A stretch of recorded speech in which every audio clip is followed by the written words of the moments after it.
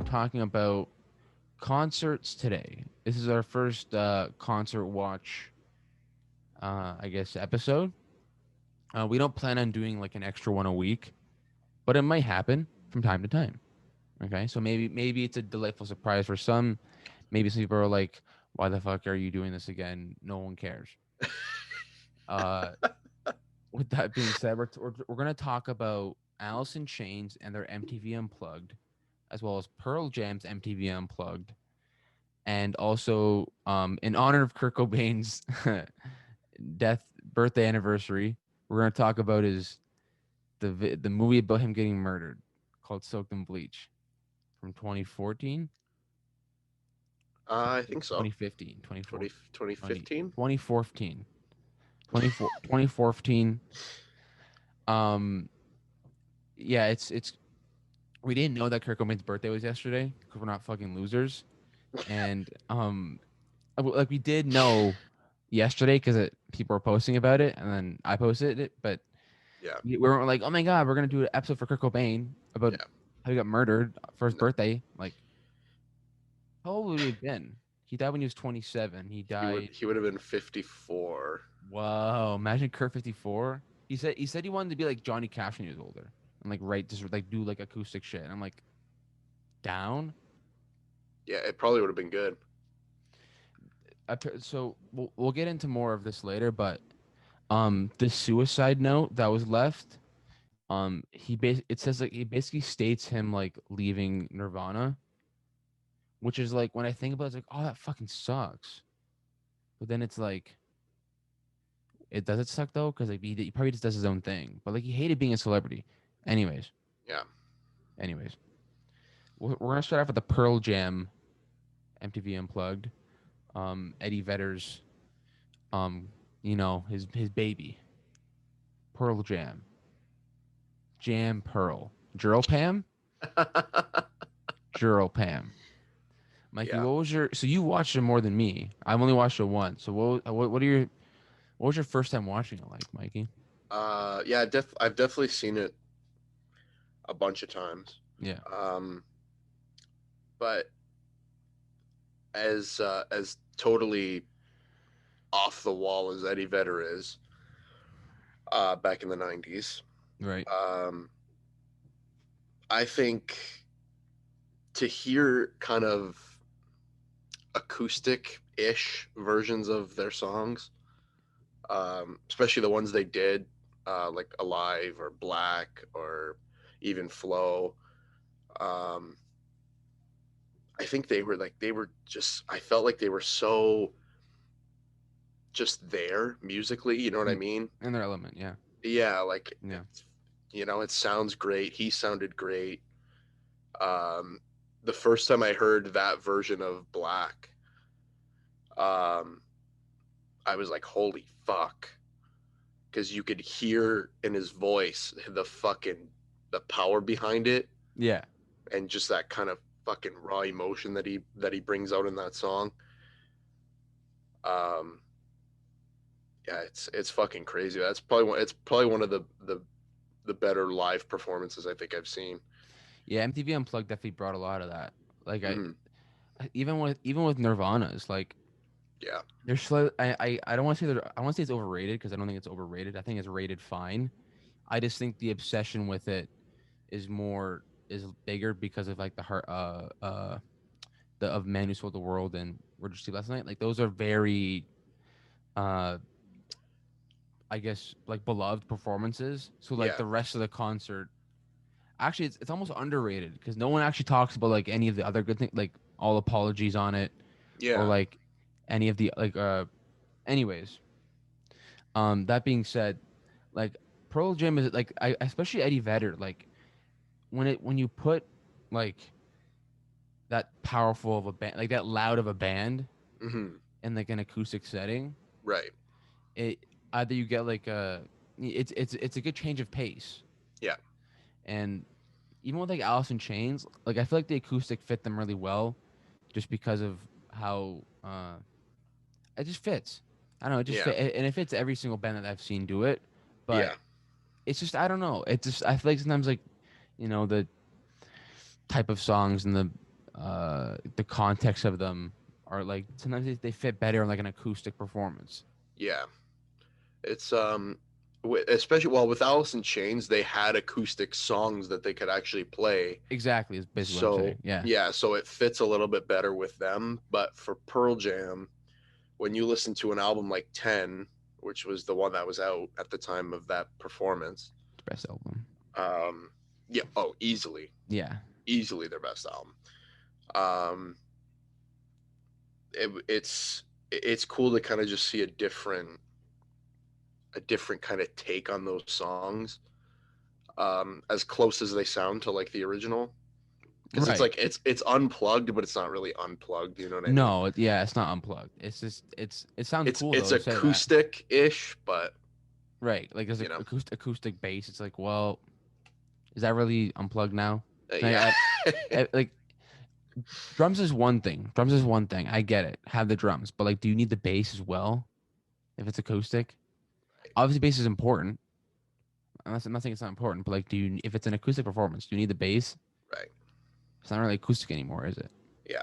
Even with the drums, not acoustic. But anyways, uh, like in Nirvana's, I don't think Chris didn't play a bass. He played a guitar. Played a I'm pretty sure. guitar, yeah, Yeah. So I mean, which is cool. for the majority of it at least. And and Pat Smear is also there. Pat Smear. Welcome guys to the Pat Smear Watch. I'm your host, Pat Smear. The Pat Smear fan club. Pat Smear fan club, baby. Um. Anyways, uh, yeah, program. It's so cool, like, especially seeing like Even Flow. Yeah, Like Nirvana didn't do Teen Spirit. You know what I mean? Like they didn't. Imagine that an acoustic. Ew. Like yeah, it would suck. you know what I mean? But Even Flow worked pretty well actually, and it kind of. I'm like, it's not gonna do. There's no way they're gonna pull it off. But it Yeah, worked. just because Even Flow is one of those songs that it's got a kind of funk thing to it, Yeah. and it's not like really heavy rock. You know what I mean? So it's Yeah. you know they changed the tempo of it a little bit. Right. They slowed it down a little bit, and then you know, Exactly. Um. which I like. I think it fucking works. It does. Yeah. I was shocked at how well it was. How Hmm. well it was. How well it was. How shocked at how well it was. Yeah. It was just. It was better than I thought it'd be. The Yeah. Even Flow one at least. Hmm. Like Jeremy was dope. Yeah. Slapped. I mean, it's and I like how big are those? I always wonder like how big are they? Like where do they perform? Like is it like they're how small are the venues? Because It looks pretty small from the yeah, videos. 'cause they don't show you like crowd shots. You just get like a few bits here and there of like the surrounding crowd of the stage. Yeah, they pretty much like it looks really small because even like behind the stage, there's only like 3 or 4 rows of people. Yeah, Um, so I don't really know, but actually, let me see if I could look that up. Not Michael Stipe. Okay, do you know that interviewer on Sirius XM who has like the most stoner voice ever, and Yep, he's always talking about Nirvana, like the guy with the long hair. yep, You know what I'm talking about? I forget his yep, name. He talked to Michael Stipe, and I guess that not Michael Stipe, but the interviewer was there at the Nirvana concert at the yep. MTV Unplugged, and he's like, uh, I guess they had risers as well. So I'm assuming like there was the crowd like on the ground, and then there was some risers around. I guess. I guess as I set it up. So I'm not sure how big the risers were, but I feel like it would have been super cool to be there though. Like not even just like, oh man, like MTV Unplugged, like just like that small venue with those like loud, like those really loud grunge bands just playing Right, right, acoustic shit would be just fucking dope. You don't really right, see that, like especially with like you can't really see that in hip hop. Hard to do that in hip hop. You can't get on an acoustic hip hop show, right. right? I mean, you can get like small venue stuff that like Jay Z will do like once every 10 years and do like some B sides, but Yeah, like it's usually like it's always like some and it's not a bad thing, but it's always like a very energetic like a usual performance would have like any other rock band. yeah, But to see like especially those bands do that, like I don't think we ever really saw that with like bands before them. That wasn't like a popular thing to do. Or I mean, I'm sure there was acoustic albums. yeah. I think MTV started that whole unplugged thing. I think it was like '89. Who did it first? Um, That's a great question. The first one I actually heard wasn't a rock one. It was actually Lauryn Hill's. Her MTV Unplugged is really, really good. Like and it's long as shit. Like she just sings for like 3 hours. Like what the fuck? Yeah. But compared to like Pearl Jams, which is like less than an hour. Let's see. Who was the first one? MTV Unplugged. And Oh, yeah, man, there's been a lot of artists that have done this. yeah, it's more than people realize. It just takes a. I think this like the grunge, um, I guess like environment, like Yeah. heightened the. I can't fucking speak, bro. It, it heightened the I guess like press around it and It like was the first one was a big one. The who was first the who fir- was it? well the first year they did it.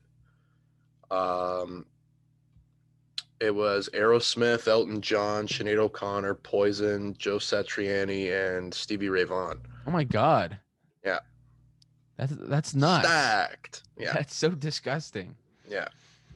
man. Sinead O'Connor, yeah. You know, Jesus, Sinead O'Connor. Oh my God, she went nuts. nice. Destroyed her career on SNL. I mean, she didn't say anything wrong though, did she? No, she didn't. Exactly. But In hindsight, that's a W. That's a pretty big W. However, she went bald. yeah, It went nuts. But bro, I didn't know Stevie Ray Vaughan had one. I didn't either until right now. Yeah, what the fuck? Like I've been Never listening. seen. I knew Aerosmith had one. I've seen Aerosmiths. A I haven't seen couple. Aerosmith. A bit of Aerosmiths at least. I want to see the there was a person there I wanted to see and I forgot their name. Who was on there? Elton John, Joe Satriani. Who's Satriani? He's dope as fuck. He's a great guitar player. He's insane. I would like to see his. Nobody really talks about him. I feel like No, because he did instrumental shit, right?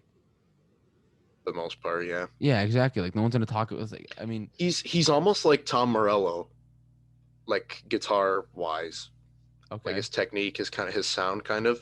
fair enough. Yeah, it's fair. Um, Mom Torello. uh, yeah, I feel like with the like let's say the Alice in Chains unplugged. See, that's more of a story around it too. That's more of a story, literally, more of a Yeah. story. Because well, I think we know why, but we'll get into that. Yeah.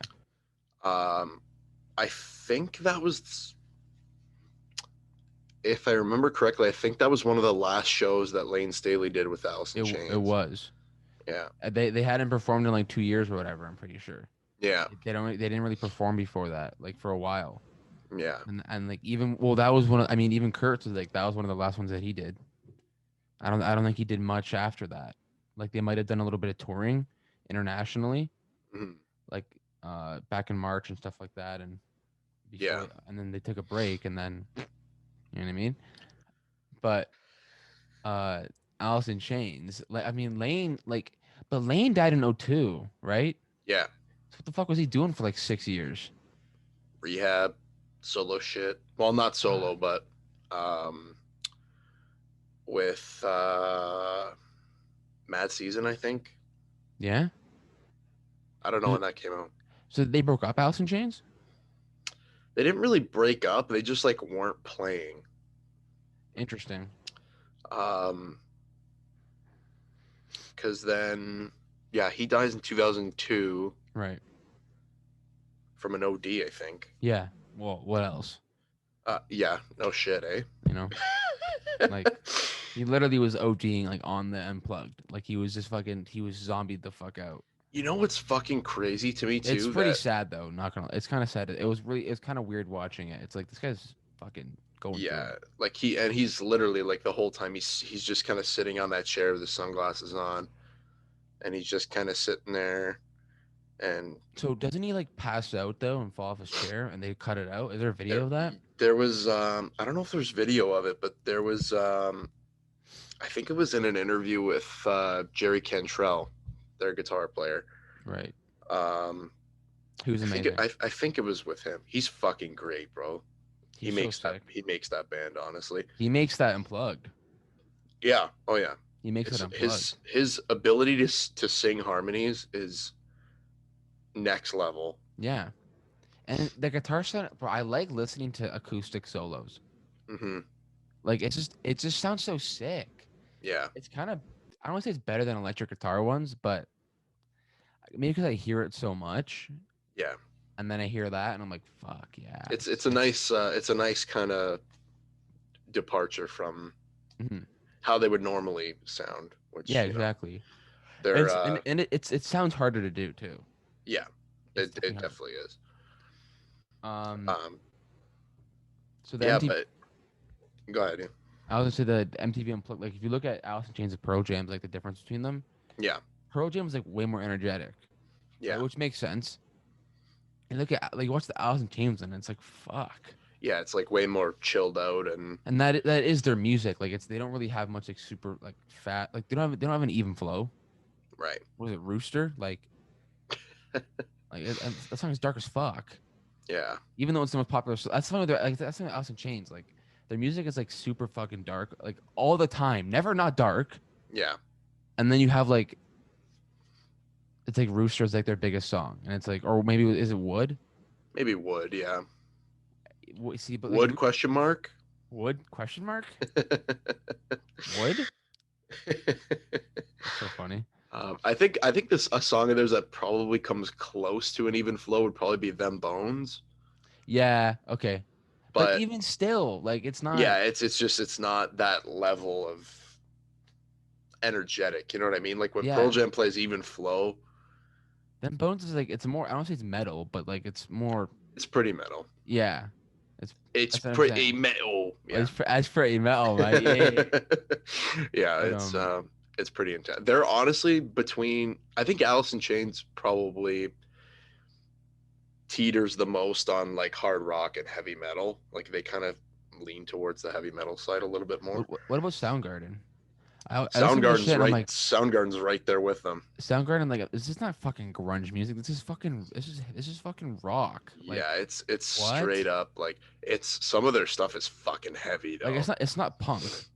No, no. Like it's so funny when it's like the grunge scene in Seattle. It's like um the rock scene in But Seattle. they all sound different. The big Like four of those grunge bands, Soundgarden, Alice in Chains, Pearl Jam, Nirvana, the only each of ones those bands sound totally different. 100%. Like the only ones that sound similar are Alice in Chains Alice in Chains and Nirvana have that more punk depressing kind of like self-loathing Hmm. music that's similar to like Mudhoney and those bands from like Seattle and like Yeah. the Melvins and shit. Which Like one thing too that's a common thread with all four of them is like lyrically, it's pretty dark shit. yeah, that's basically it. That's basically their most is that they have a lot of there's a lot of dark stuff in there. Yeah. But and also I noticed this like most of their band members are like not from Seattle. Yeah. Like Eddie wasn't. Dave Grohl was not from Seattle. I don't think was Chris from Seattle? I think he was. Chris was from Seattle. Yeah. Like I think Soundgarden's all from Seattle. Maybe. Dave's from like fucking Virginia. Like Dave's not Yeah. like and like I think Eddie's from like California, right? I think so. Yeah. Yeah, Like exactly. L.A. Like or something. I always find it so sick how grunge this like obliterated hair metal Hmm. because I'm not really a hair metal person, so I like grunge, so I'm like, fuck Yeah. yeah, It's like the '80s was kind of that arena rock, right. like you know, Like uh Molly Crew and yeah, all those guys. Like, Poison and yeah, Bon Jovi and like all those guys, right? Poison's dope. I love Poison. Poison slap back then, eh? They're so sick. There's some bands that Um, are just like, man, that's so fucking sick. yeah, it's So sick. I feel like um with Alice in Chains, they even like their newer stuff with William Duvall is I gotta listen to that shit. it's heavy. It's good. I gotta listen to that shit. It is But good. I think my favorite song from that the Alice in Chains one is probably Nutshell. From the I, Unplugged. yeah, it's either Nutshell. That's so basic, but like Fuck. It's good. It's so good. We so that, fire. that fucking that meme I sent where it's like the picture of like them performing that song and like the guy gets a text message is why the fuck are you crying so loud? It's sad, bro. Yeah. It's It's so it's sad. it's especially Fuck. like when you know what Lane Staley was kind of going through and you know all the Yeah. That's drugs why and it's so sad. It's like it's not some fake shit. yeah. It's not like Olivia Rodrigo driver's license. Like it's not. I mean, I'm sure she's sad, but like Yeah. she's not Lane Staley. Like you know what I mean? Like it's Yeah. different. It's just It's different. it's just it's something about the lyrics that those guys wrote were so I feel like why you feel them so much is because they're so real. And that's Yeah. literally what they were going through and it's they're writing about It's not a joke. themselves. Right. It's no joke, homie. Uh, either that. Let me look at the track list. Hmm. 'Cause I always feel like I forget the names of the songs when I'm listening to them. There was Down in a Hole is another fucking Down a hole. amazing That's what I was song. looking for. Yeah. I mean, just incredible. And also, Yeah. their Unplugged is like probably one of the more popular albums they have, Yeah. which is kind of cool. And like that is one of them. I mean, I love Wood and Rooster's sick. Rooster is really sick. Yeah, I like Rooster a lot. Rooster was really sick in that one. It's a great song by itself. Like Sludge Factory. I like Sludge Factory. Over Now is really good. Yeah, I like Over Now too. It's Oh crazy long. It should not be 7 minutes long, no, it should not be 7 minutes long. but it is a good song. Angry Chair is dope. I like Angry Chair too. Angry Chair is hard. Weird title and super weird lyrics, but It's so good in its own way. Like mhm, not like oh it's but it's just like it's so fucking weird. yeah, it's You know- different. Yeah. It's not like you don't really hear anything like that, and you never have. You know what No. I mean? It's just from the opening, like just that lick that the guitar plays at the beginning. It sounds so kind of it sounds kind of ominous. You know what I mean? Yeah. That's a lot of their music. Yeah. I don't want to call it atmosphere, but I guess the aura around their music, Mhm. the vibes, the Yeah. vibes. Uh, Just look at their album covers, bro. They're fuck. fucked. I remember when Matt sent me his playlist for Alice in Chains so I can get into them, and I'm like, what the fuck? I was like disturbed. I'm like in the middle of English class, and I'm like, what the fuck is this? Yeah. It's disgusting. Yeah, it's weird. Especially Jar of Flies. That Yeah, shit that is one's weird. It's just that like shit the is fuck his gross. fucking kid's head. It's like a jar, Like like in front of his face. It's so weird. Yeah, like look at that. Like what? ew. What is that? Ew. Change it. Make I, it I something else. I love Faceless. Even Dirt. Like Dirt sucks. That yo, listen, not the album. That album cover sucks. I don't give a fuck It's what anybody says. weird. I'm It's not gonna. weird. I'm not gonna. I see. I don't like with this rock shit. Listen, I don't fucking sugarcoat shit. Listen, I don't give a fuck what you. That album cover's rank. What is that? Like literally, what is that? Yeah, there's a What lot is of that, Mike? orange. It I couldn't tell you. sucks. It's somebody literally buried in dirt. You know what slaps though? Thanks, Mike. Thanks, Mike. Slaps. There's my in-depth analysis. Yeah, the three-legged dog. That shit is fucking hard. So weird, That bro. that's a hard ass album cover. Right You know there. who's got the best ones though? Soundgarden, hands down, has the best album cover. Yeah, probably. Super Unknown's kind of eh, but like Bad Motorfinger. Bad Motorfinger, The logo on Bad Motorfinger is cool. self-titled, Yep. best, bro. Self-titled has got to be that shit is so hard. That fucking album cover, like that shit. Oh my, I look at it and I fuck the music. I just stare at that and I'm like I'm fired up. It's Anyways, that one with him on it, right? And it's a Soundgarden on the side. yeah. Louder Than Love, that one's called. It doesn't say it I anywhere on thought the album. I thought it was self-titled.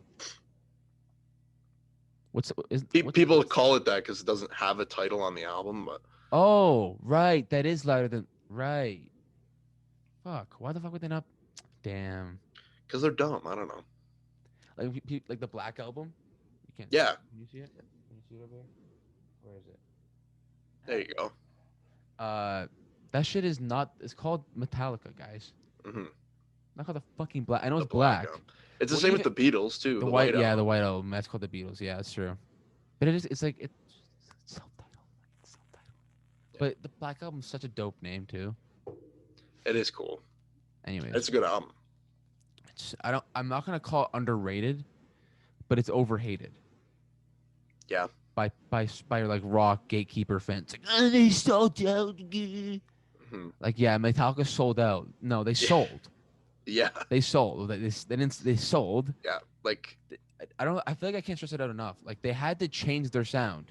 They Mhm. put out 5 albums that were thrash metal, and then eventually were like, or like thrash metal epics. I kind of call them like these long. They're Yeah. not. It's not like hard the whole. Like you know what I mean. But there's. Right.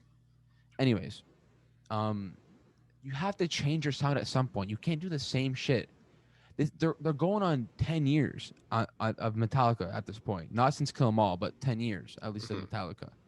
You change your sound eventually. Yeah. Like that's how you survive for Because you 40 have to years. evolve, right? It's not like you can keep doing the same fucking thing over and over and over again because it gets old and people stop listening to it. Exactly. That's what That's it what happened. is. That's what happened with Bon Jovi.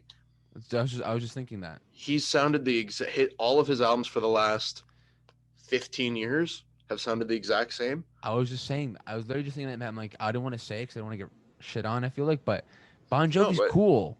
yeah.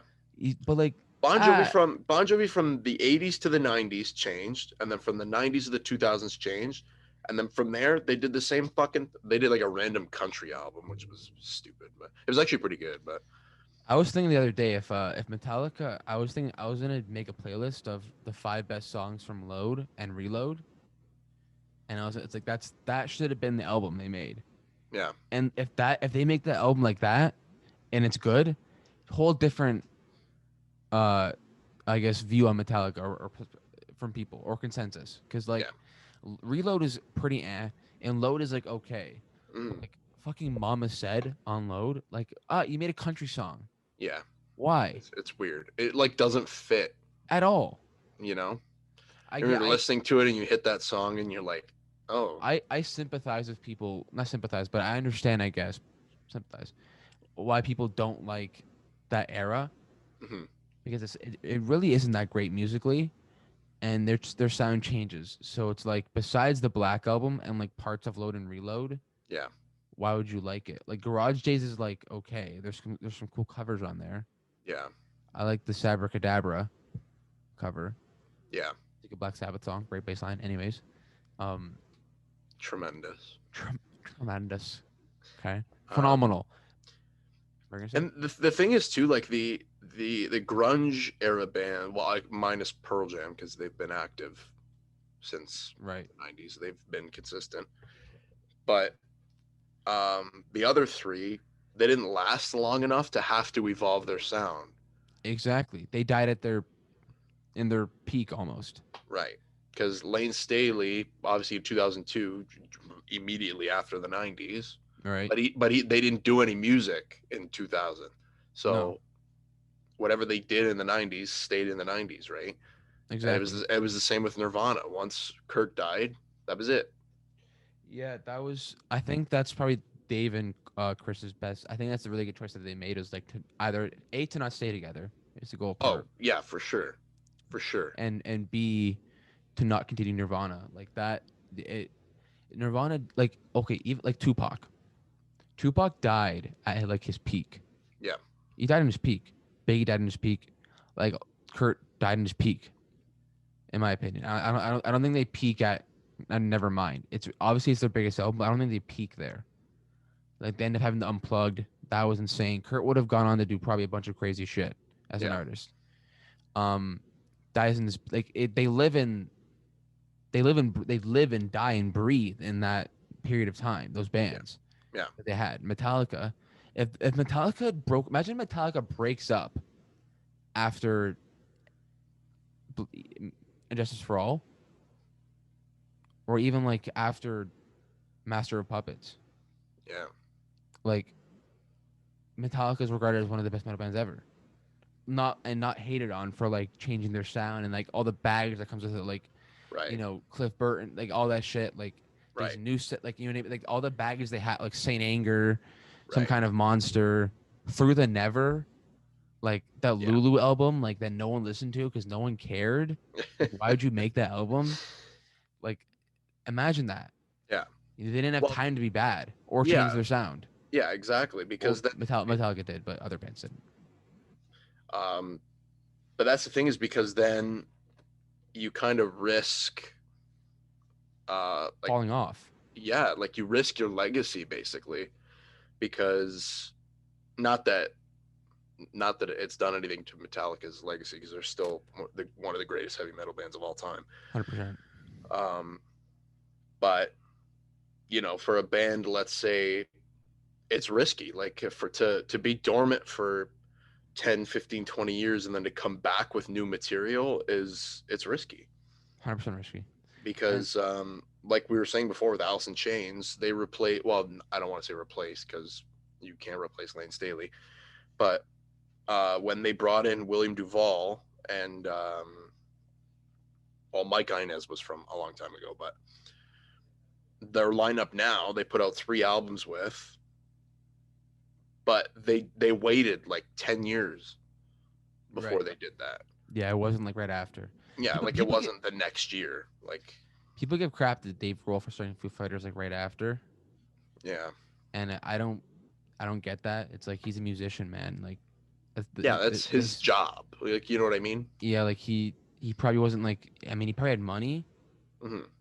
but like I don't think he's like, I can just stop. I'm not sure what Chris does for a living. No idea. I read somewhere that he like stopped doing music for like years Yeah, that's what after happened. Nirvana. Yeah, So I'm like, I don't know what the guy does, but he just worked like a normal job. Dave said it. He's like, yeah. Dave said it himself. He's like, drummers are like we're sharks. You can't just stop. Yeah, You stop moving, you die. Like legitimately, like we legitimately can't. Like and you can tell he's hurt about Kurt. Like you can tell that death hurts him, yeah, and being not being in Nirvana hurts him. But he knew also. All three of them knew Nirvana was not going to last much longer after. mhm, Like it was going to probably break up. yeah, So he's not like devastated that Nirvana's broken up. He's like, it was probably going to happen. And Dave's so talented musically. Imagine being mad that he continued doing music yeah. and calling him like, someone's like, if you think Courtney's milking off Kurt's death, what do you think Dave's doing? It's like he He's not. created Foo Fighters and was not the drummer to specifically not be the guy from Nirvana. Yeah, Like exactly. he literally cut his hair and got his sideburns for like 5 years. Like why do you think he did that? Like Yeah, everything he did that's after Nirvana was to not be in Nirvana. yeah, exactly. But like, man, the Foo Fighters are fucking sick, bro. They're gonna be in the Hall of Fame. They're doing something right. Yeah, I mean, I always kind of think like, I mean, they're not like, obviously Foo Fighters are cool. Like they're one of the few bands that can put out like mediocre albums and like be super cool still. Hmm. Like Well, that's to me that's what it is. It's music. It's rock that Dad Rock. you can, yeah, exactly. It's rock you can just kind of you can put on and get through an album, and they're consistent for the most part. After like the early 2000s, it pretty much goes to like just it doesn't. I don't want to say it's uninspired because Dave Grohl's never not uninspired. Um, or sorry, Dave Grohl's never not. Yeah, that's what that makes Never, sense. Yeah, that yeah, makes sense. Yeah, yeah, and it's just not. It just doesn't. Oh, it doesn't click. yeah. Doesn't always click. I feel like it doesn't sound as like ever like not Everlong, but those 3 albums that Everlong and My Hero and all those hits come off of. There's a reason why it comes off at that time. Hmm. That sound, that kind of like, it's kind of punk. It's kind of like Midwest punk, Yeah, emo, soundish, hard rock sound. Like it has these kind of little blends of what was popular at the time. yeah. And then you see like now with Medicine at Midnight, it's like a funk album. It's like funk rock. It's weird. Hmm. And it's okay. It's not like it's bad, but it's like, I don't know. You can only do the same thing for 25 years for so long. That's not the same thing, but you can only be that band for 25 years, and you can't really go much further. Like Right. Taylor Hawkins is an incredible drummer. Obviously, we know Pat Smear is a beast, but once you get past that, it's like do we want to hear albums from her anymore? Not really. Not Right. from the Foo Fighters. That's why like Queens of the Stone Age and them Crooked Vulture stand out so much to me. Because his Song for the Deaf, when he's on that album with Josh Homme and all those guys and Queens of the Stone Age, it's like the most inspired Dave Grohl sounds at that time, post Foo, like besides what he's doing with Foo Fighters, obviously. Like it kind of starts to fall off after that album. I feel like when he does with Queens of the Stone Age, Yeah. they were gonna break up. Hmm. They had practically broken up. Like he basically like left them and was like, I'm gonna do this album. Fuck you guys. Right. I feel I need to do this like for myself creatively. Yeah. And then he misses them. He missed them basically, and he obviously has a lot of fun doing Foo Fighters. So Hmm. I can't knock him for it. Yeah. But then he does then Crooked Vultures with Josh Homme and John Paul Jones, and The greatest bass player to ever live. Yes. exactly, and it sounds super. I mean, it's kind of I call it the Josh Homme effect. It sounds the same. It just sounds the same sometimes. Like Hmm. that's why I like Queens of the Stone Age Songs for the Deaf, because it's not always him singing, and it has a lot of moving parts in it. So Yeah. it's like this really well-oiled machine. Right. Vultures is like it's way too long, the album, way too long, Yeah. and just not enough diversity in the sound. It just kind of sounds the same throughout the Mhm. album, Right. but there's still really good tracks on there. However, Dave Grohl post like 2000, 2002, Hmm. it's just him having fun. And then if you can't feel that through the music, you know. But Yeah. what do I know? He's selling on arenas with the Foo Fighters. So You know what I forgot too? what? I forgot that Soundgarden came back in 2012 Yeah, I like what? after Super no Down on the Upside was their Yeah, last album from the 90s. yeah. It's also shitty cover art. For what? The new one. King Animal? Yeah. I think it was cool. I like the What? logo. Fuck you. I'm looking at it right now. I remember looking at that and being like, what the fuck? Down on the Upside sucks. Yeah, that I mean, That so cover's fucking hard. That album kind of sucks actually, but it isn't that great. there's good. So like Blow Up the Outside World is a good song, but Yeah, I like that song a lot. King Animal, like, King Animal, by the way, is a great album. I like Non-State Actor on that album. That's a good song. It's a good one. Been away too long. Yeah, Blood on the Valley Floor is decent. Um, I'm looking at that. It's a decent. It's better than Blow Up the Outside World or Down on the Upside. down, Sorry. yeah, definitely better than that. But also not on the same level as Super Unknown and Bad Motorfinger. It's probably like the third are best. so fire. It's like the third best. Even Screaming Life. Yeah. Look at that. Yeah, what a fucking So sick. that guy's a nut job, eh? Oh, God bless him. so is his wife. You know. Fuck, man. His wife is like, what's she gonna be a bitch for? I I just want to hear the shit, man. I want to hear the unreleased shit. maybe we don't. You know, maybe we don't want to hear that. I still want to hear, even if it's bad. I still want to hear it. I know, same. So do I. But I'm just. There could be because there could be devil's like there advocate. could be some hidden gems there, you know, like I mean, who knows? Like I Nirvana's last song that they wrote and recorded. mhm. You know, you're right. I mean, it's a banger. Like no one knows. Like no one talks about it. No one like I don't know why anybody. It's a fucking great song. Yeah, And like I remember there's the whole legal battle with Courtney over. She was gonna put the song on like it was supposed to be like a single disc thing, yeah.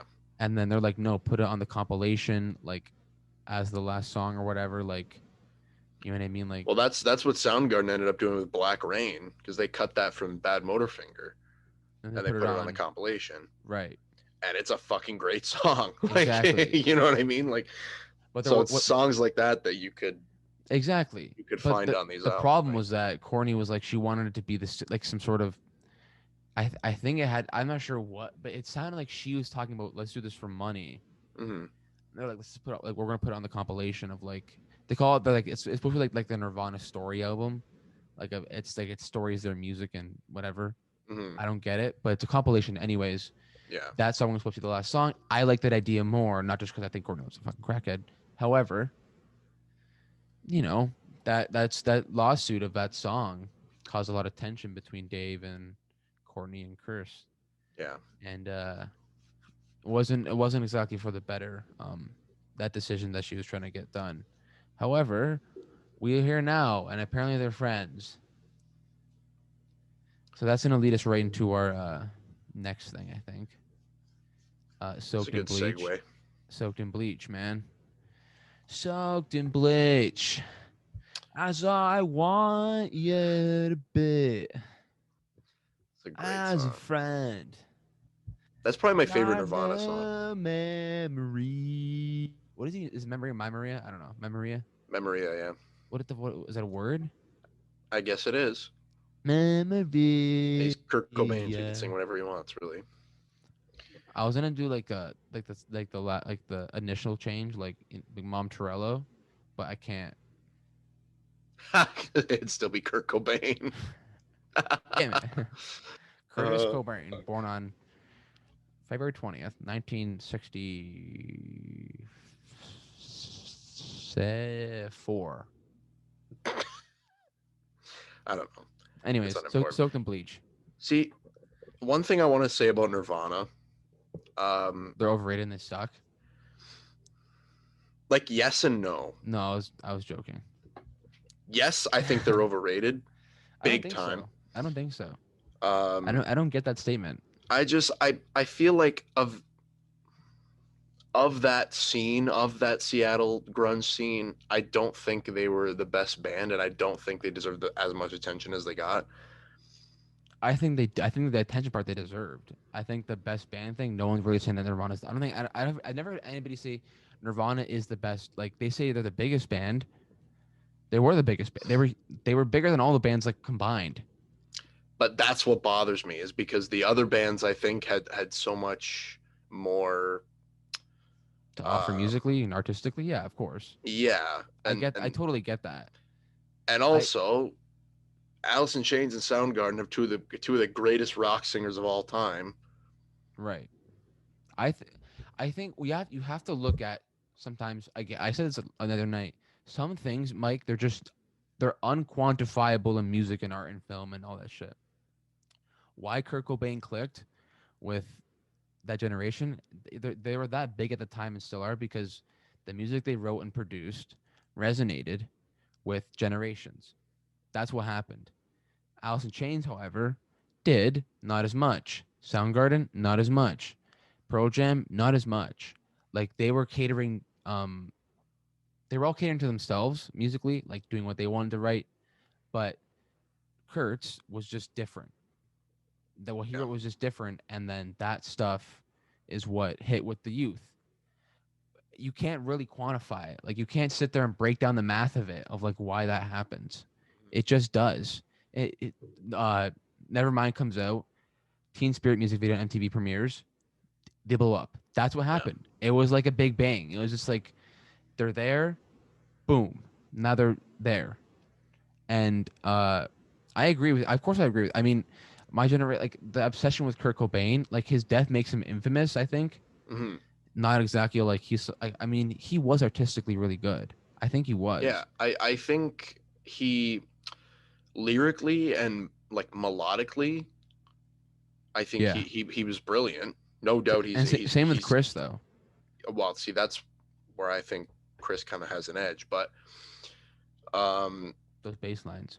with Dun, dun, dun, dang, dang, dun, dun, dun, dun, with dun. Kurt, his ability to find melodies through kind of Like weird shit. yeah, like weird Like chords or like weird kind I of always say riffs. lithium. Like lithium is the perfect Yeah, example of that. yeah, It's exactly. like that That's a song should great not example. work, but it big slap, Right. big slap right there. Lithium. And yeah, like just lyrically and his ability to put the lyrics with the melodies into a song, I think is he was really talented on that front. Um, there are some of their songs that I feel are like super empty because they're a trio. Yeah, that trio thing works really well sometimes for them. Like how it's almost like how can they create that much sound and like that? How can they sound that big, being just a trio? Yeah, but then it's like sometimes they actually do sound like just a trio. Yeah. See this an example of that kind of is their song "Breed." Okay. Um, I feel like it sounds it just sounds like three guys in a garage. Just I think it worked for the song though. yeah, I I would mean it's a catchy song. I think it's a good song. I don't think Breed is the best example. I think if you go to In Utero, that's where it sounds the most like a trio is on In Utero. Hmm. I think um Paul Vig Fig Paul Vig, right? The producer of Sure. Nevermind. Oh, you don't know? Okay, I know. Anyways, Paul Feig, whatever his name is, his production on Nevermind was intended to sound louder than a trio. On Mm. In Utero, I forget his name now. Steve Albini. Steve Albini was going more for that like mellowed down shit. If you listen to In Utero, it sounds like a trio.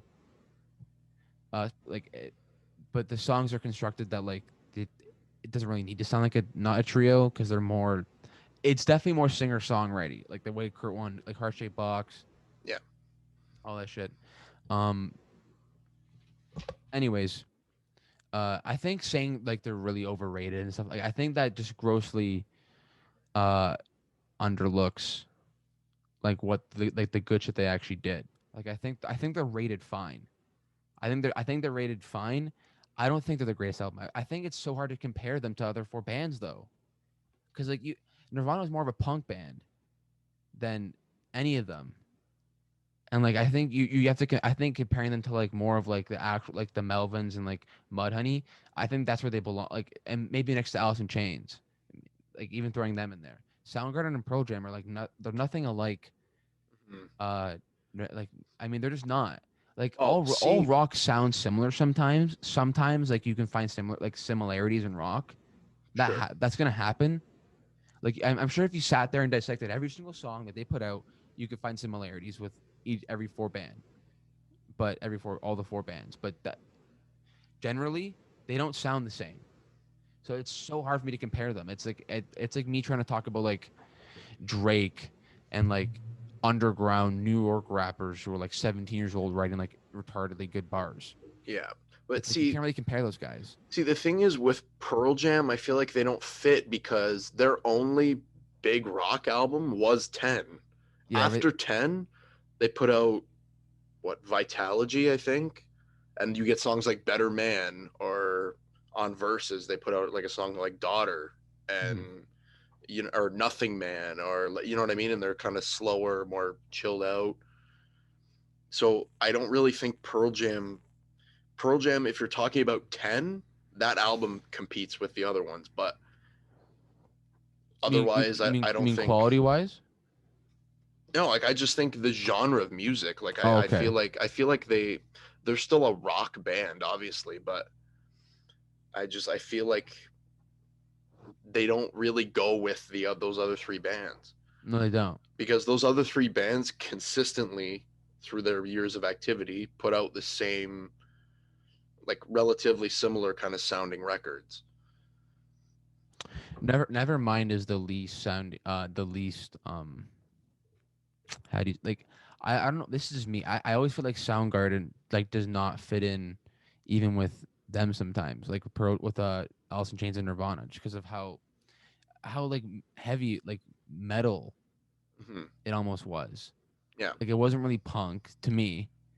It wasn't Sound really Soundgarden, I think technically Soundgarden technically is a more intelligent, like 100%. musically intelligent band, just because of like the use of different time signatures and tunings on their guitars and Right. shit like that. So sometimes they don't even fit because they're heavier. Yeah, I don't listen to it like with Soundgarden with like the same years that I do with like Nirvana. It's just not the same Right. for me.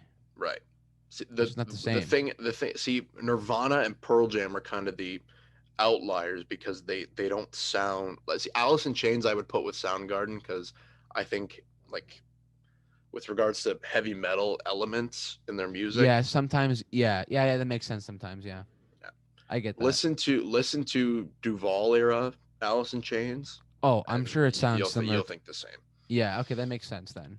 Mm, But I'm talking about listen to songs like Rooster or I don't know, Nutshell, shit like that. Like I don't know. That's just me.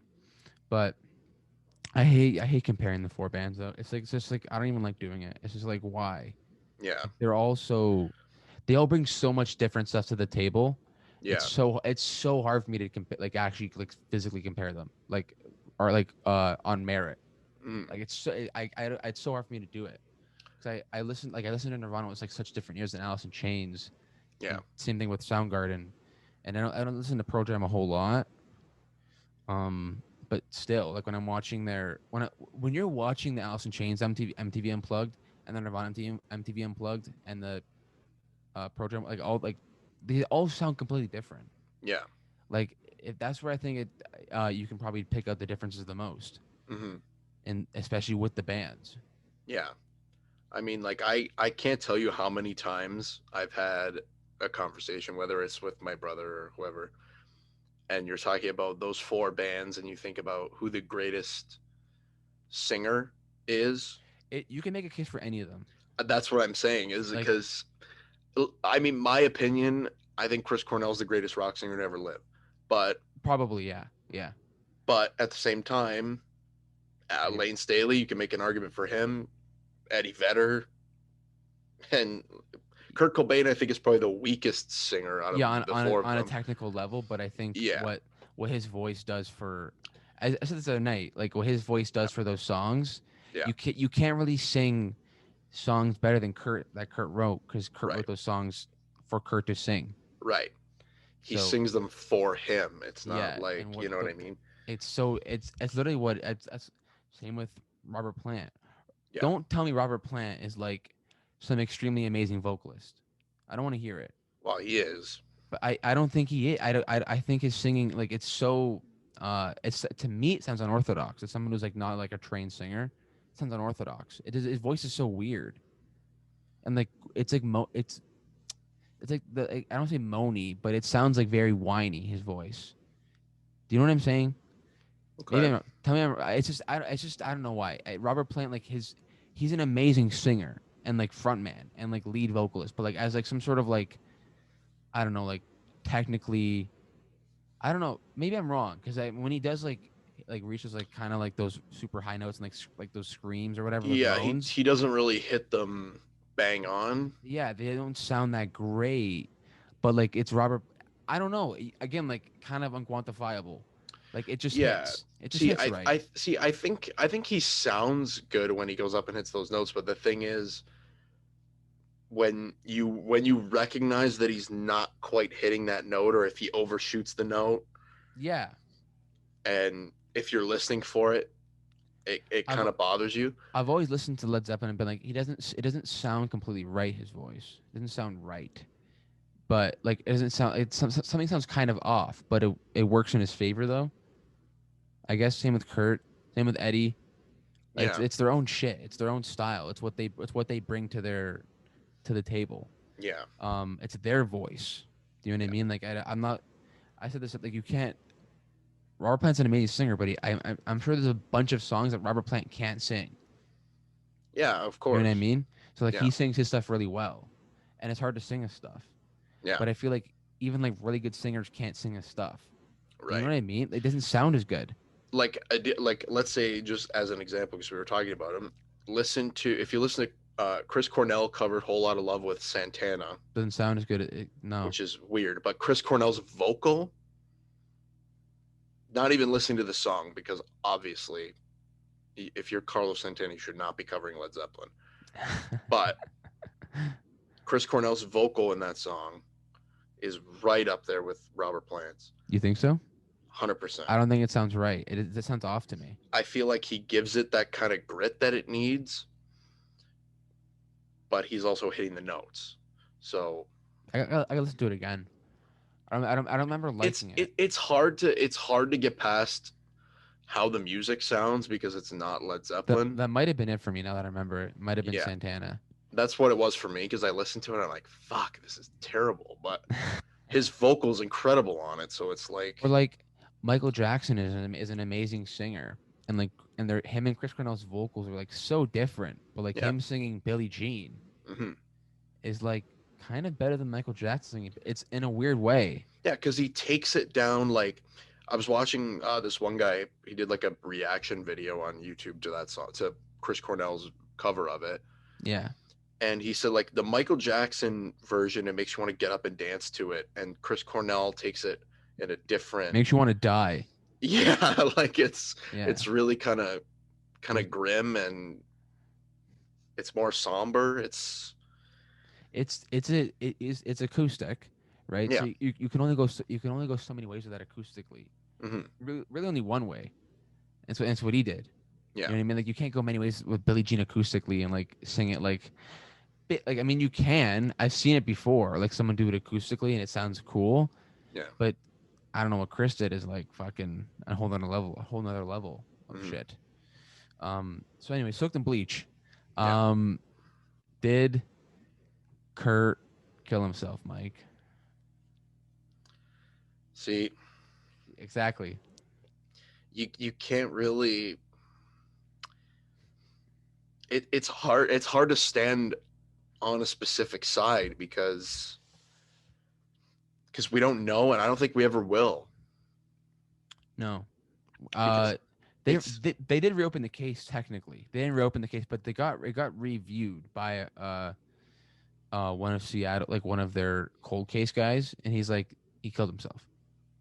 But but the theories that it's so weird. Like if you watch Tom Grant review what the guy reviewed, he's like, this guy's just proving my case even further. He's like, the heroin dose should have been fatal. That's what he said.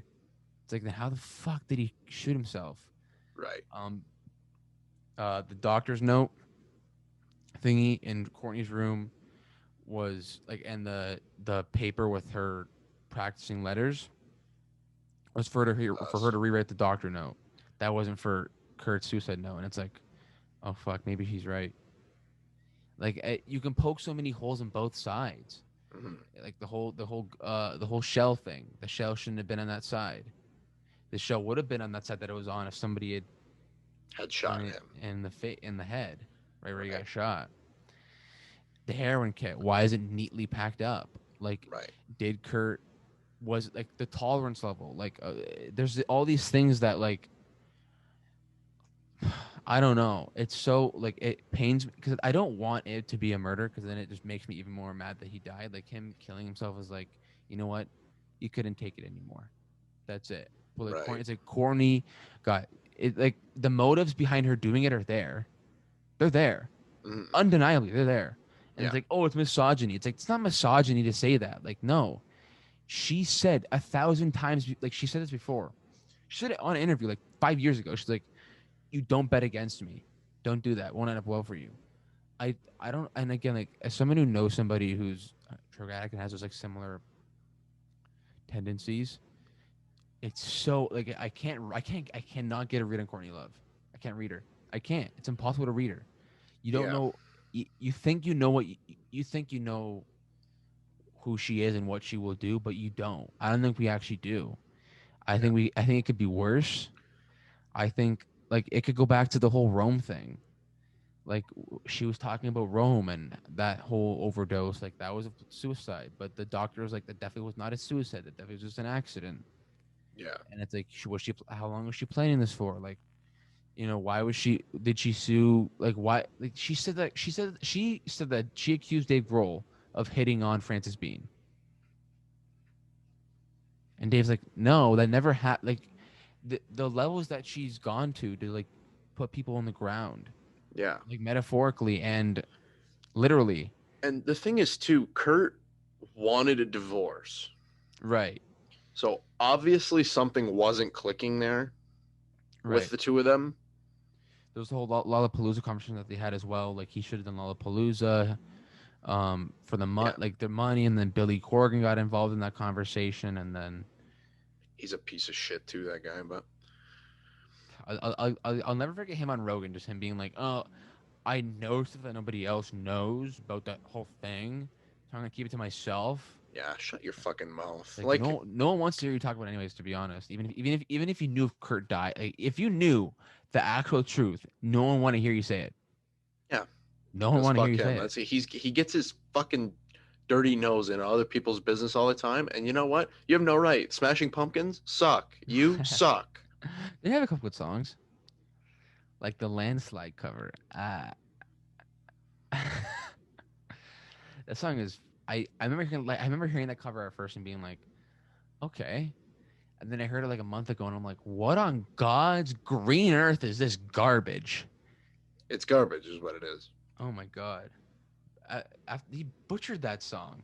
Yep. When the landslide. Like, shut up, Billy. No one. Why do you sound like Hey, that? You fucking. He Billy looks like a. Corgan. He literally looks like a penis. Billy Corgan. Nobody likes you, man. Nobody likes Correct. you, except for all those fans that pay him money. But besides that, no one likes you.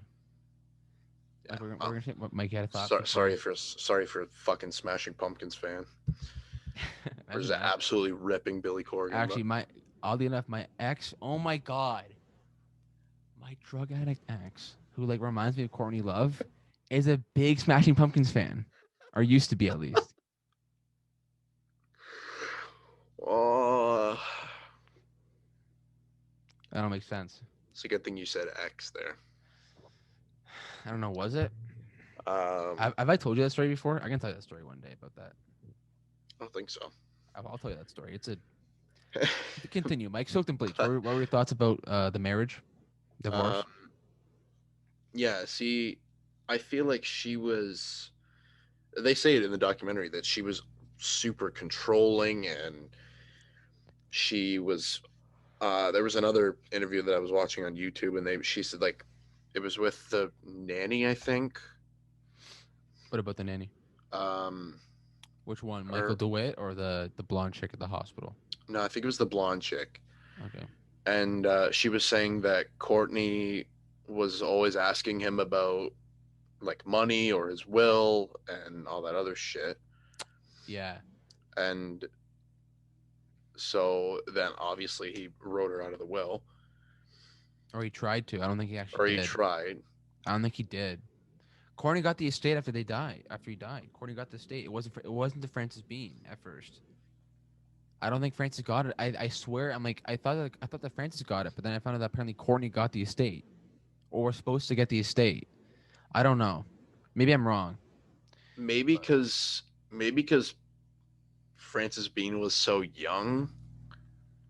no, she can't legally use any of that money when she's until she's 18, and she's Right, obviously she's 20. She's actually past Kurt's age now. right. She's older than Kurt was, which is kind of sad. But anyways, um, yeah, no, she couldn't legally use any of that money. Like Right. I'm sure, I don't think I'm not sure if it was locked and Courtney couldn't touch it, but I'm sure there was a way that Courtney could get that money. Yeah, well, because I mean, there's a fuck ton of royalties. Like legally, when you're married to some, but there was a prenup though, wasn't there? Going to Kurt, like that, it would have. Yeah, I don't know. That makes things even worse. Is like, I don't even think it's clear like who would have got the money if it was Francis Beaner. I think it was to Francis, I but thought so too. she was a fucking 3-year-old. So Well, that's what I mean, and because her mom, obviously being her mom, that right, she would get it anyway, right? right. Courtney would have got the money. Right. Um, but then I don't know because then like she's a really shitty person. She there's a story of like one time she pulled like there's a car accident when she was going like on the road like when she was on the road with her band with the hole Oh, and the with the hole. think of a different fucking name, you know? Like, what are you doing? Anyways, uh, her Trying to tour be bus. underground. Yeah, go fuck yourself, you know? But that's fine. Anyways, her tour bus stopped next to a car accident to like help help people out and like there's I'm sure Courtney's done like nice things before, but like I I don't doubt know. it. She has. She did once. There's a story. She did something really nice. So there's obviously she's capable of being nice. And I watched her in an interview where like she actually was like really civil and funny and nice. And I think what happened was with her again like it's like it's a really bad equation. It's like her plus the drugs plus Kurt plus Kurt's fame plus her fame. It just that's what it was. It was the cruelest mix of things ever. Like, and it just sucks because she probably is a good person on the like there probably is a good person inside Courtney Love. And I think she just chooses I think and also the media doesn't help it. She likes pissing off the media. She said it before, she likes playing with the media's balls and saying shit just to piss, like just to get people riled up, you know, and she'll say things just to say things like and they're like really bad things too, like accusing Dave Grohl of, you know, flirting with Francis Bean. And Yeah. I'm like, she's probably just talking about him saying hi to her once. Like that's Yeah. probably what he said. That's probably what it was. Well, that was part of their beef too, because Well, Lord knows yeah, they had it out for each other too. well, they were suing each other back and forth Yeah. over Nirvana rights, and it's funny. She's like, I don't know why Dave Grohl has like a Nirvana credit card or whatever. Did you see that thing before? Did you hear Yeah, that? I saw that. Yeah. And it's like, D- Dave Grohl is like 12.5% of like Teen Spirit and like seven other songs. Yeah. The rest goes to your estate. Like he's like Kurt's mom lives in a rat infested house and you know, Kurt's sister's broke and like but Dave Grohl like he doesn't need this money and it's like, well, he was in the fucking band. Yeah. So you just want the money. That you want more than what you have. Like that's what it feels. Is that what this whole thing is about?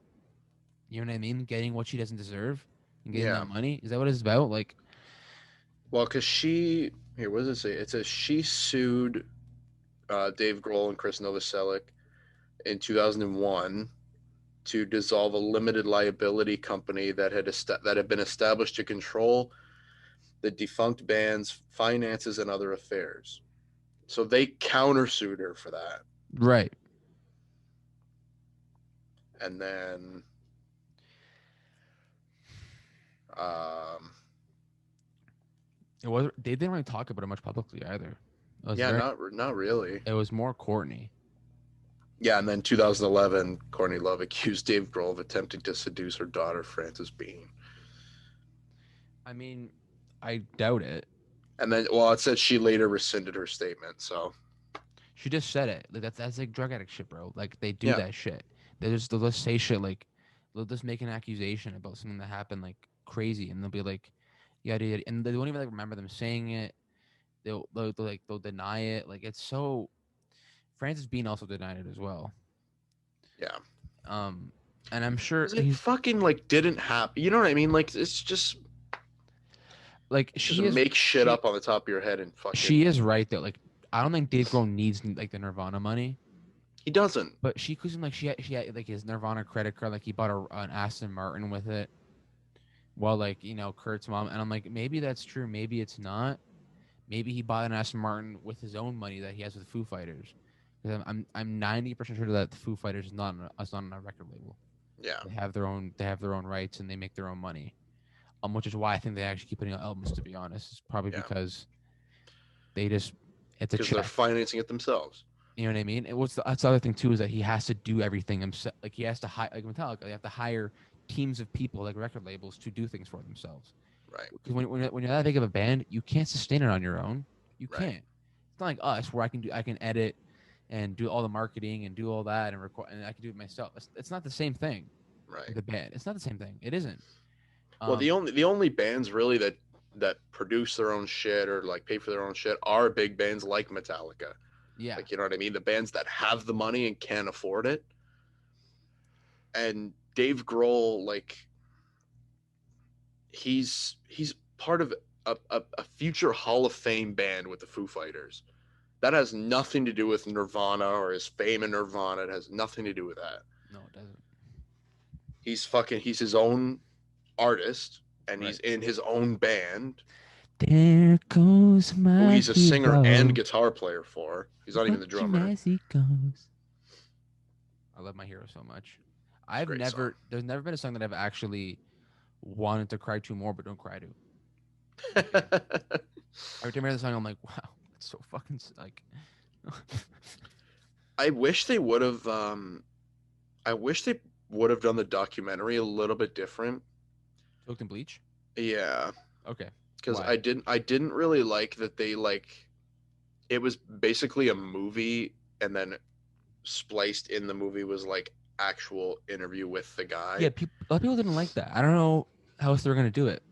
and like the actual record. Like I think the using the actual recordings was cool, but they could have just played them without acting them out at the same time. You know what I I mean? thought it was. I think it was more of the. I think it was more of an excuse to get it to mainstream.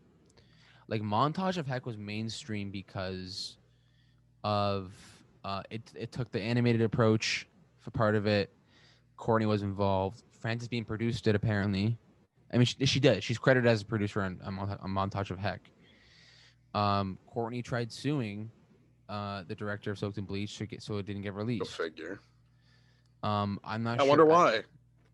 Well, I mean, there's two reasons why. Either she doesn't want to release because it's slander, or because Well, she's yeah, it makes scared. her look like shit. Well, it could be. This could be. This could be slant. They don't really accuse her of murder. Listen, Tom Grant Because said it a thousand times. that's a fucking that's a super bold statement. They can't just come out and say they think she Well, did it. Tom Grant said it. Like I can't accuse Courtney of pulling the trigger. That's impossible, and I would never accuse her of that. There's no evidence to prove that. But was she involved in getting Kurt killed? Right. Yeah. And like I don't know, it's hard because the film probably is really biased and probably does make things out to be what they're probably not sometimes. See, but the thing is, that PI, she hired that PI to find Kurt, and based on what he found, the investigation kind of took a different direction. So Yeah, it's not like that's it's not like he was making this thing to expose her because he wasn't. no, of course not. Well, But from what it sounds like, he's trying to get a read on Courtney and he can't get a read on Courtney, which makes sense. right, which would in turn make somebody suspicious if her fucking husband all of a sudden randomly killed himself. Right. Right, exactly.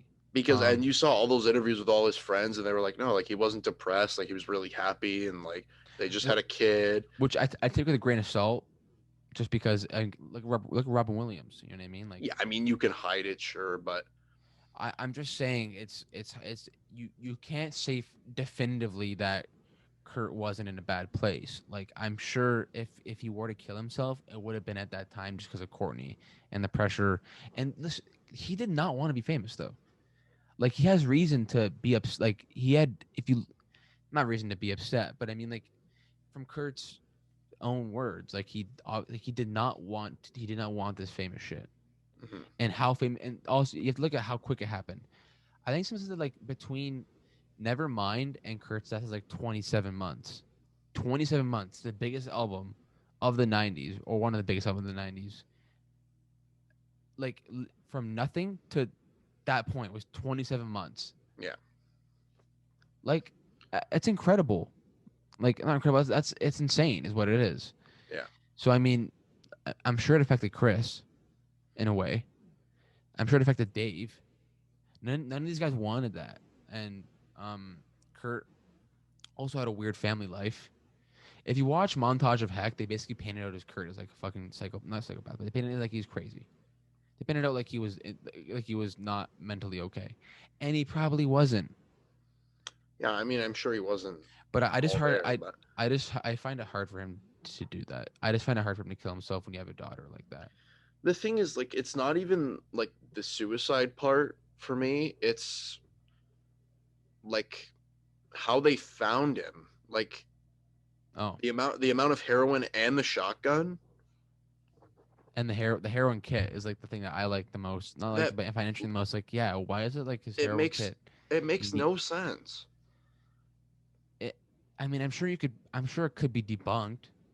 I'm sure someone could be like, well, I always thought like maybe that it was just like that level of heroin in him was like over time, Like that was just a count of like over, but I don't think that's how that works. No, but even because if it's in your system still, it's in your system, right? That's what I was thinking. I'm like, yeah, but then it's like no matter what, he's like, oh, but his tolerance, and it's like 3 times the fatal dose. Yeah, nobody has that amount of tolerance. But It's that's impossible. there's a lot of stuff going both ways. Like especially like, of course the cops would just be like, no, another junkie suicide. You know what I mean? Like that's how it looked.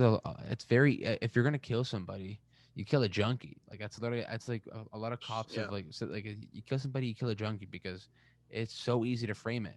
yeah, So if it's so easy to frame it, like of course they would overdose or kill themselves or shoot themselves. Like of course they would. You know what I mean? Like that's literally that's the consensus. Is like of course he did that. He's a yeah. junkie. Like why isn't Courtney? Well, the thing is, it's like the whole thing in the documentary was that the amount of heroin in his body was 3 times The what would fatal be dose. lethal. Yeah. Yeah. So you would die instantaneously. Literally, as soon as you would inject that needle into your arm, you're fucked. So there would have been no time for him to have put it away back in the Yeah, box. he would have had like I think the thing at like the max time was like 2 to 3 minutes. He would have had 2 to 3 minutes to do that, and they're thinking like that even in that state, it's almost like impossible to do it in two to Yeah. three minutes. Like Especially before to you put it die, pretty away much. like yeah, and like to put it away that neat and then to sit down and set up a shotgun and pull the trigger. Like I don't know. Yeah, it's and then the whole thing like the chair was lodged between the door. It's like it wasn't though. Yeah. The door was locked Because from the obviously they inside. got in. So like It's like yeah, the door's locked from the inside. It's like it wasn't locked from the inside. You can lock from the outside as well. right, because it was one of those Push thingies, yeah, yeah, one of those like push locks. yeah. So So I mean in his it's hard because we don't know because they never did an investigation. Had and they done a legit investigation on it, we wouldn't be having this conversation. exactly, and maybe I mean even if they did and he found out it was a suicide, then it's a suicide. You know what I mean? Like that's is what it. Exactly. Like we're not sitting. I'm not sitting here. I know there are fans who like refuse to believe otherwise that Kurt would like. There is a there. It's definitely true that some fans just don't want him to be dead. Right. This will not bring Kurt Cobain back. Right. Like I'm just like, yeah, this is pretty sus. Like I think the most suspect part isn't Courtney. I think she's just a drug addict and talks out of her ass. Yeah. I think it's her biggest problem with this, and it's just I think a lot of what she says is probably just a cruel coincidence. Yeah.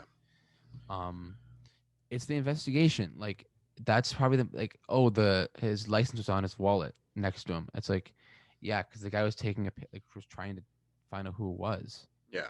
So and he Well, so put it down. that's the only thing that burns my ass. It's not whether or not she killed him. Like, it's the fact that they didn't investigate it. And there was a lot of hiccups in the Like scene. that's what bothers me. It's not, Yeah. if she killed him, she killed him. You know what I And mean? then There's nothing we can do about it. the note too, like the note is like literally like 15 lines of like I'm quitting the band, probably something like that. I'm talking about music. I'm talking about music. I'm talking about music. And the last 4 lines, I'm like, "You're better off without me. Love you." Yeah. It's like, oh, And it's like written different. It's like way yeah. bigger, and it looks like somebody else wrote it.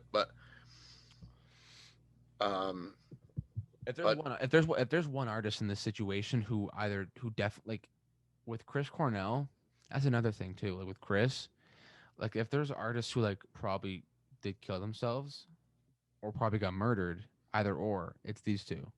yeah. You know? Well, the thing with Chris Cornell was I remember I was watching an interview with his wife like pretty recently after it happened. But she said that when she talked to him on the phone that night, he sounded like he relapsed.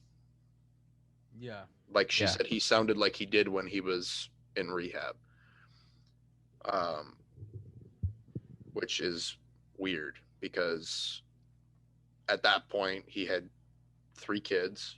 He had 2 with her, I think, or 1 with her. I can't remember. But like when you watch those, like I'm sure you've seen those videos of him with his daughter Tony, and like Oh yeah, how happy he is with her, and yeah, yeah, it's hard to believe that. But again, you don't know what they're going through, right? right, You know, right? right, It's that was the night of the last show on the Soundgarden tour right, in 2017. right.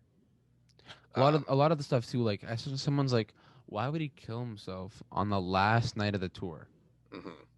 Like that seems like such like a specific thing. Well, I think what fueled the fire too was everything that happened with Chester Bennington after that too, Chester killing himself is on Chris's birthday, which kind of why is that a fueled big deal the. though? Obviously, I don't know. It fueled the conspiracy theory, but that like why would they be like we're gonna kill him on his birthday? Like you know what I mean? Like why would that? I don't know. There's this really elaborate conspiracy theory that. I never see. I've only heard you say it though. I never seen any. I want to see the. I want to see the case for it. Yeah, look it up because there. I think there's videos on YouTube that kind of break it down, but something about um, it was Chris Cornell, Chester Bennington, I think Anthony Bourdain, and Avicii. They were working on something to try to expose some sex trafficking ring, Right. and that they were killed because of it. But I don't know. It could be a stretch, but Probably is a stretch. I'm not really a guy to believe conspiracy theories, but No, I'm not really a conspiracy guy. I mean, I just don't like when there's bullshit. I sniff it out. yeah, Do you know what I mean? That's how I always like, especially. I mean, I don't talk about politics, but I mean, same thing with right. that. I'm not QAnon, but like there's conspiracies that you have to at least give some Mm-hmm. sort of light to sometimes because there's cases to be made sometimes, and no one knows what usually ever happens in certain situations, and you don't know what Chris Right, Cornell was thinking or Kurt Cobain was thinking or Chester Bennington was thinking. Like you don't know anything about them, but right, right. there's cases to be made about shit when there's hiccups, Yeah, and it's it's hard to not look over some things, especially in the Kurt case or Chris Cornell's 9 broken ribs. Like yeah. See that was what kind of made people question it, but it's weird. A lot of the points like they did investigate Chris Cornell though, and they said it was suicide. So yeah, fuck if I that's know. exactly. Maybe they learned their mistake. Maybe you know. That's crazy that Eddie Vedder is the last singer of the grunge era to be alive. Don't forget Buzz Aldrin of the Melvins. Oh yeah, Right, right. uh, Can't forget about him. yeah, but nobody listens to them. I like when he talked about Montage of Heck and he's like it's all bullshit. He like I like that he was like the whole thing is BS. Like Courtney's fucked. Like that shit is so BS about Kurt. And people were like, "Oh, shut up, Buzz." And he's like, "I'm just calling." Like he wrote a review. He got paid to write a review. They contacted him to write a review for Montage of Heck, and he's like, and he just tore it apart. Nice, It's so funny to me, good. but Yeah, that's great. And they were all like apparent suicides. Like, you know what I mean? yeah, that's the other thing. Kurt, Chris, and Lane Staley. It's very the thing is like you could be like it's very easy to paint those. I'm not saying like lanes, but like it's very easy to paint that stuff as a suicide because it happens. Right. So, but then it's also But they just kind of assume that, oh, they were junkies, whatever. That's probably how they died, and that's it. but that's the thing though. The fact that part of that is true though. That does happen. Well, sure. That's why it's hard to And it debunk happened it. often. It still Yeah, happens often. exactly. That's why it's hard to debunk it because of how often it does actually happen. But how often do cases get framed as those? It's happened before too. So it's so hard to just be like one thing or the other, you know? But I mean, Yep. I thought it was okay soaked in bleach. I didn't think it was amazing. I think I gave it 3 stars on Letterboxd. I didn't think it was like amazing. Mhm. I thought of course the information is cool, but I wasn't like, wow, this is an incredibly well made documentary. Like it was okay. Yeah. I mean, it's hard because it's not really a conspiracy video, but It's supposed to be an actual investigation, and it right, was. It was an right. actual investigation. Yeah. They do forensics. They call doctors, top of the line guys who are like, this shit does not make sense. It does not Right. add up. No one's saying, hey, Courtney did it. No one's saying, hey, Well, that's the Michael point DeWitt of did it. the documentary. It's not to say that she did it. It was basically to expose the fact that they didn't do an investigation on it, Right. Yeah. and that they had so much evidence essentially to work with at the crime scene. And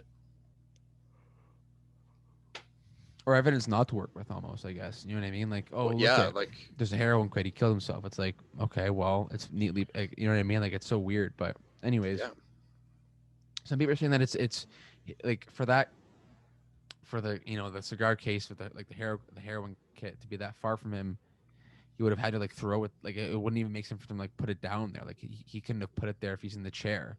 yeah. It would have had to been like in his lap, and like, like, but then why is it so neatly packed? Like, Yeah. But also, he was literally just like sitting in the middle of the floor.